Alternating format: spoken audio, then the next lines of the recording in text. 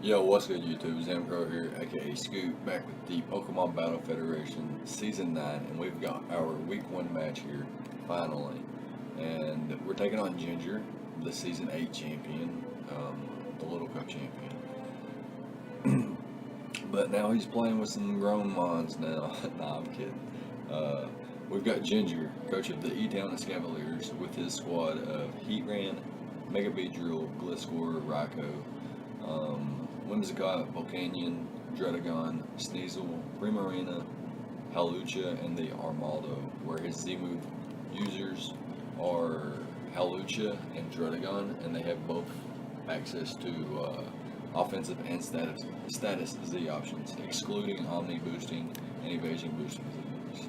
And as you can see on screen, we have both our squads on there. So mine is Tapu Koko, Kieran Black, Mega Heracross, Nidoqueen, Ferrothorn, Swampert, Mesprit, Mismagius, Silvally, Alamomola, and Entei, where Tapu Koko and Mismagius are our Z-move users, offensive and status options.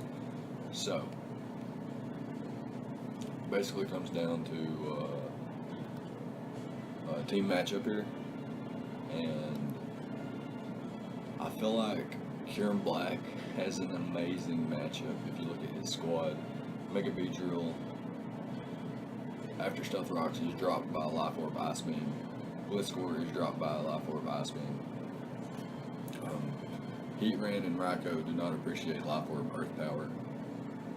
Whimsicott is dropped by a Life Orb Ice Beam. Volcanion does not appreciate Life Orb Earth Power or Fusion Bolt. Dredagon drops to a Life Orb Ice Beam. Sneasel takes a significant amount from Life Orb Ice Beam, and it's an Ice type. Primarina is 2-hit KO'd by Fusion Bolt, potentially Oko depending on if it's offensive or bulky. Hawlucha does not appreciate Fusion Bolt or Ice Beam from a Life Orb Kieran. However, I do not appreciate High Jump Kick or Drain Punch or anything like that either. And our opponent has Armaldo, which I guess it can kind of take, if it's like a bulky Assault Vest variant, it can kind of take this thing on and fire back with some rock type attacks. But Fusion Bolt would still hurt it as well. Coming off of I'm rocking a Rash Kieran Black with enough speed to outpace a Volcanion, enough special attack investment to make it to where if I was timid and had max special attack, I would have the same special attack stat point at 339, and that allowed me to put 224 EVs into HP, basically just for bulk. So that I can take U-turns, poison jabs from Mega Beedrill, thunderbolts from Raikou, steam eruptions from Volcanion, not really taking hits from Primarina, Hawlucha, and Armaldo if they're offensive, and Sneasel if it's like a choice band low kick or Icicle Crash is doing quite a bit as well, so I'm not really taking hit from those. Otherwise though, Kieran Black is a threat. Like, this thing is a menace to Ginger Squad, and I hope to exploit that. Next up, we've got Hercules, our Mega Heracross, which is a brave-natured Mega Heracross with enough attack investment to basically Oko and 2-hit KO his entire squad. Close combat will Oko Heatran. I have Rock Blast, which will Oko Mega Beedrill, and after Swords Dance at 2-hit KOs Gliscor if it's defensive. Close combat will 2-hit KO or Oko Raikou after Stealth Rocks. Rock Blast will 2-hit KO a Whimsicott. Close combat or Rock Blast will 2-hit KO Volcanion 100%. +2 close combat basically drops everything on his squad. I think it even knocks out Hawlucha, which is pretty insane. And we've got Rock Blast there, like I mentioned, for the immediate pressure on Mega Beedrill and Gliscor after Swords Dance. And our last move is Pursuit. Reason being is because I felt like if Ginger brings Mega Beedrill, that he would lead with it and U-turn out versus my squad. And I felt like if I led with Mega Heracross, he may have Aerial Ace, he may not. If he does go for it, I have enough bulk, 248 HP EVs, 124 defense EVs, allows me to live aerial ace from full. It allows me to live quite a few other things too, but this is the most important thing, and it gives me just general bulk, especially versus Gliscor, which is nice. And then Pursuit, if he U-turns out, Pursuit has a chance to kill, and if he's taking stealth rock damage, then it's a guaranteed knockout from that range. If he's switching out, Pursuit will do close to 90% upon switch out. If he's got about 60 EVs and HP, which I expect. Anyways, this thing is a phenomenal breaker, and I'm brave in nature, like I mentioned earlier.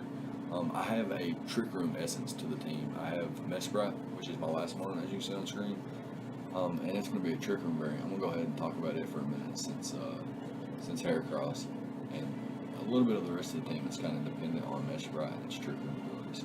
So we've got Mesprit, we've got a defensive variant here. We can take a +2 no item acrobatics from Hawlucha after Stealth Rocks. With our defensive investment, we have enough speed to outpace Volcanion so that we can get up a Trick Room. So that we can throw off a Psychic or a Healing Wish if we has a negative priority. So trying to outspeed to get Trick Rooms off is just insane. So excuse me for saying that. Our moveset is Psychic and Ice Beam. We are walled by Heatran pretty much. We have Psychic there just for general stab, Ice Beam for the Gliscor. If we can take that thing down, it would be a great load off the shoulders.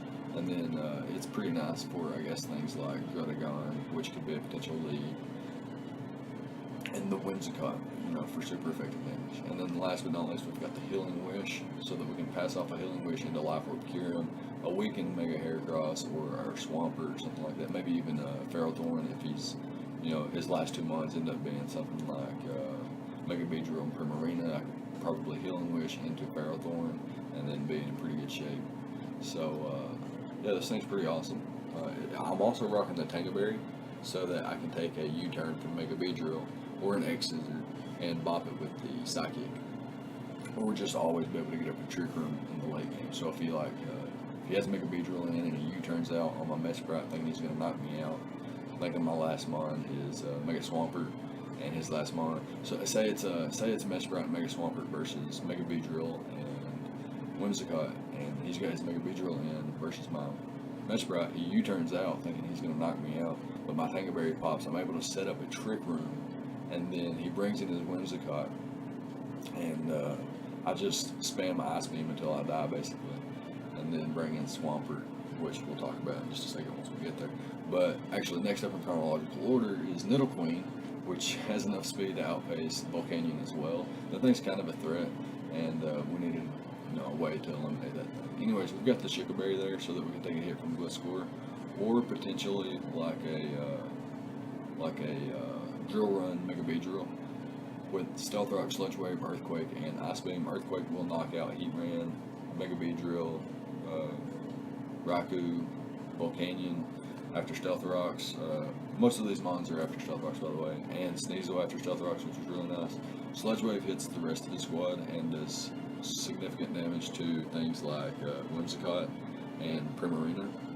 And then we've got Ice Beam there for Druddigon and the Gliscor, which are pretty big threats, especially Gliscor. And we've got the Sheer Force ability just to boost our damage output. We've got 232 EVs in defense and 68 in special defense, which is really nice for this matchup. It allows us to take hits from Hawlucha, Mega Beedrill, especially on U-turns and poison jabs. Allows us to take flamethrowers from Volcanion and Heatran, which is really nice. Can survive. We can't be 3-hit KO'd by Druddigon with this investment, if he's no attack investment, which is really nice. Next up, we've got Ferrothorn, which is a mixed defense variant. I noticed my squad. Actually, I built my squad like a week, maybe 4 days before the battle or something like that. And right before the battle, I was, talking with Sebi, and there was a little bit of stall going on before the battle happened because Ginger was recording his team prep video. So I had time to relook at my team and do some more calcs and stuff, and I decided that instead of my max defense, max HP Ferrothorn that I had for Mega Beedrill, I didn't need that. Like, that was just ridiculous. I could drop a lot of defense EVs, put them in SPDF, and become a 100% Primarina counter, as well as a Mega Beedrill counter. So I've got 248 HP EVs, 144 defense EVs with a relaxed nature, and 116 EVs in special defense with leftovers and the Iron Barb's ability, spikes, lead seed, gyro ball, and a knockoff. I thought about Earthquake, but I thought knockoff was better just to get rid of items such as Escavaliers on Heatran, Volcanion, Toxic Orb on Gliscor, potentially any items on his other mons, especially leftovers, anything that could recover health and stuff like that. So yeah, I felt like this thing was really nice because like he definitely, like me and Sebi was talking, and the way Kieran ripped his squad, he definitely had to bring like a Scarf Primarina or like an offensive Whimsicott to try to revenge kill me or check me, semi-check me. And I felt like this Ferrothorn set would deal with both of those two mons to allow Kieran a lot better time. And Gyro Ball will OHKO Mega Beedrill thanks to its speed. Like, the speed difference there makes sure that that's an OHKO. So that's insane. And last but not least, since we've already talked about Mesprit, we've got Swampert here. We've got an Assault Vest variant with 40 EVs in HP, 0 in SPDF. We've got 252 EVs in defense, so we're max defense. We just got a Brave Nature with 0 speed IVs, same as Mega Heracross, so that we're going to be as slow as humanly possible, especially underneath Trick Room. That's where this is going to shine at. So we've got the Assault Vest, and we've got max defense and quite a bit of attack investment, and we've got 56 EVs in special attack, so 160 EVs in attack and 56 EVs in special attack. This guarantees that Sludge Wave is a guaranteed knockout on Whimsicott after Stealth Rocks, which is really nice. And then Earthquake, and well, Earthquake hits the majority of his squad. What Earthquake doesn't hit, Ice Punch does, so we're fine there. Basically, Gliscor, Whimsicott, and the Hawlucha are bopped by Ice Punch. Earthquake bops everything else, and counter is there so that, you know, if he's in a position to where he can U-turn out and bring something in like Whimsicott or something like that, then he could just click U-turn and I click counter, and as he brings in the Whimsicott, it takes double damage from what his U-turn did to my Swampert. So I could get some really nice chip off, and if I'm under Trick Room, that into Sludge Wave will obviously knock out Whimsicott. And if I'm under Trick Room, things like Mega Beedrill, Heatran, Raikou, Whimsicott, Volcanion, they're all dropping to Earthquake, Sludge Wave. Gliscor probably drops the Ice Punch if it has any kind of chip damage, since I do have a little bit of attack investment. It's 4 times effective. So that's really nice. So really the idea is to set up my hazards. I have Stealth Rocks on Nidoqueen and Spikes on Ferrothorn, and then just get in Kieran Black, force a lot of switches, get a lot of chip damage, bring in Mesprit late game, click Trick Room, and bring in Swampert or Mega Heracross to win the game. That's pretty much the gist of the squad, and we'll be right back with the replay and see how the game actually goes. Alright, so here we are with the replay, and Ginger chooses to bring the Volcanion, Mega Beedrill, Whimsicott, Sneasel, Heatran, and the Dredagon. So we're both seeing, in my opinion, quite a few weird things. As you can see, you guys know from the team voter, I did not bring Tapu Koko, which was my potential Z-move user, and in my opinion, the best Pokemon in the format, outside of like Magearna, things that are broken or potentially banned. And he didn't bring the Gliscor, so that's something. The reason I didn't bring Tapu Koko was because he had things like Gliscor, like SPDF Gliscor and SPDF Raikou or AV Raikou, Whimsicott, things like that. So I ultimately decided not to. He had a great Revenge Killer, Mega Beedrill. I thought about a Choice Scarf variant with U-turn until the Gliscor was gone, and then I could spam Choice Scarf with Thunderbolt. But ultimately decided against that. And you can see that, you know, he didn't really have anything for Tapu Koko that he brings. Like his bench did definitely, like Raikou and the Gliscor definitely could take on Tapu Koko. But yeah, he chooses not to bring that.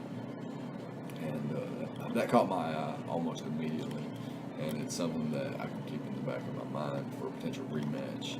Um, I can see that he was definitely afraid of Entei, and he actually made a comment about that. He's got a water and a fire type in one, so he's got one of the best fire resist in the game. He's got a immunity to fire types and Drodagon on here, so he's got a great Entei answers and 3 mons that could potentially outspeed and revenge kill it. So that makes a lot of sense. Like, I can see like what he thought were bigger threats to the squad. I felt like Primarina was a big threat to my squad. I didn't necessarily think Sneasel was that big of a threat. Like, I guess, yeah, it does get aerial ace as well, but Mega Heracross eats that. Mega Heracross eats so, like, it's so bulky. So yeah, looking at team preview here, I noticed that he had 2 potential Stealth Rockers in Heatran and the Drodagon, as well as a potential Toxic Spike user with Mega Beedrill. I had Nidoqueen, so I'm not too worried about Toxic Spikes. Also have Ferrothorn and Amon that is immune, so I'm not too worried about that. So what I considered was his potential rockers. So he's got Drodagon and Heatran. So my best lead against that is Swampert.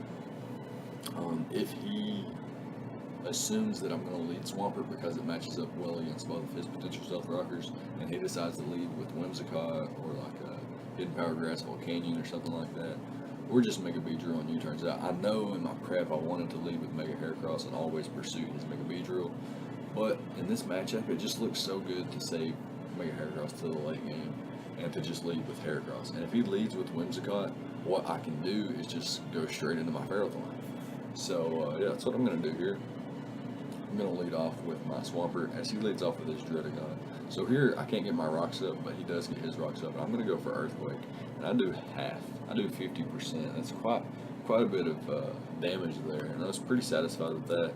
And I figured he was going to go into either. He's got 2 plays here. He can stay in and chip me, get chip damage off, and hope that he gets the same roll. 55 or less, in hopes he can get some extra chip damage off on me. I could click counter and pretty much knock him out. He could also go hard Whimsicott, and that's the play I think is most likely. He's already got rocks up, and no reason to just let Drodagon take damage. It doesn't necessarily serve a purpose in the matchup at this point, but it could be nice death fodder, it could be nice rough skin damage, it could be a lot of things. So yeah, I'm going to click Sludge Wave here, predicted him to go into the Whimsicott, but he stays in. Unfortunate for me, but with my special attack investment, Sludge Wave actually does enough to where after leftovers, I can still click Earthquake here and knock him out.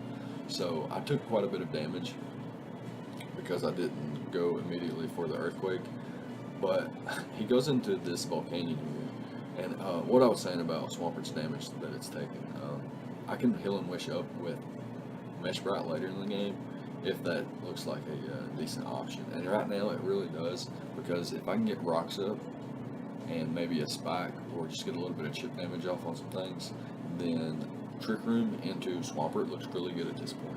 So here I go into Ferrothorn, predicting the Hidden Power Grass, I'm pretty sure.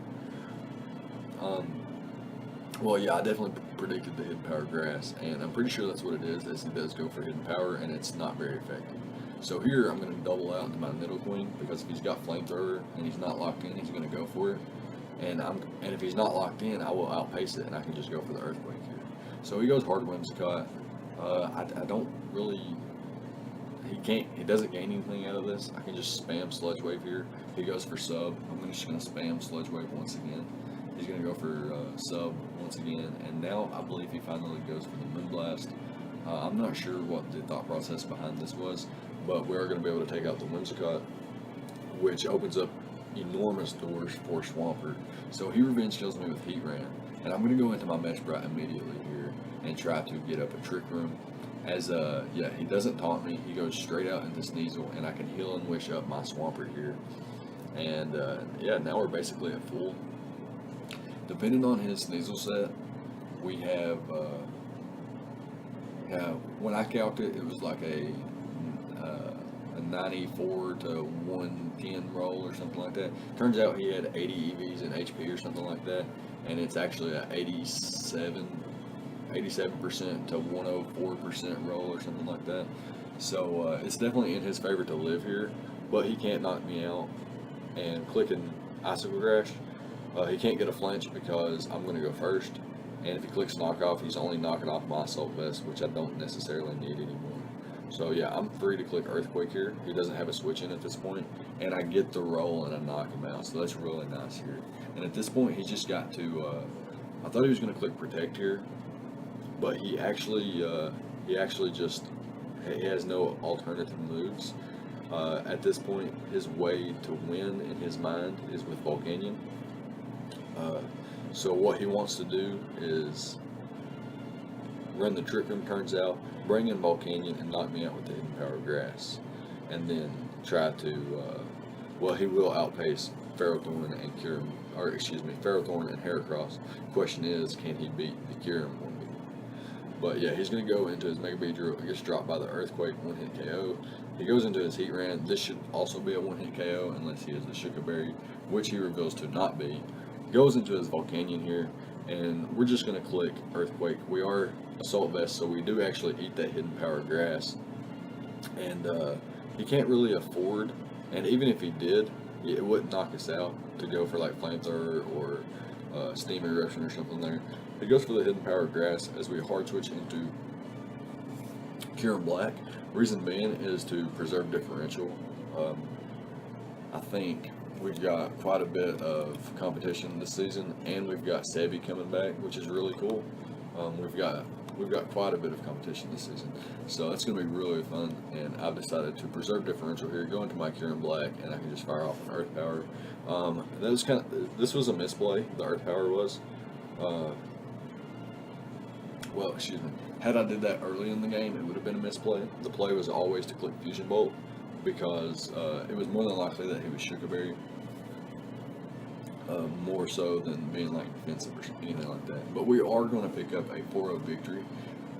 I just want it to be known that, if it was mid-game or something like that, and I hadn't spammed Earthquake all match, Fusion Bolt was always the play on Volcanion. It could have been Shuka Berry. He actually was Assault Vest, so if he was at higher HP, he would have actually lived that. He could have gotten some damage off versus me, which could have been scary. But yeah, like I mentioned, we got a 4-0 victory here in Week 1 against the defending champions, so that's pretty nice to come out and make a statement like that. We got some solid momentum going into Week 2. Our Week 2 opponent will be the Wisbecktown Weezings, coached by Curtis, so look out for that. But yeah, good game to Ginger. Let me know what you guys thought about the preps and the plays on both sides of the field from both of us. Let me know what you think about next week's matchup against Curtis. Leave a like, comment, subscribe, all the good stuff, and I'll see you guys next time. Thank you for watching.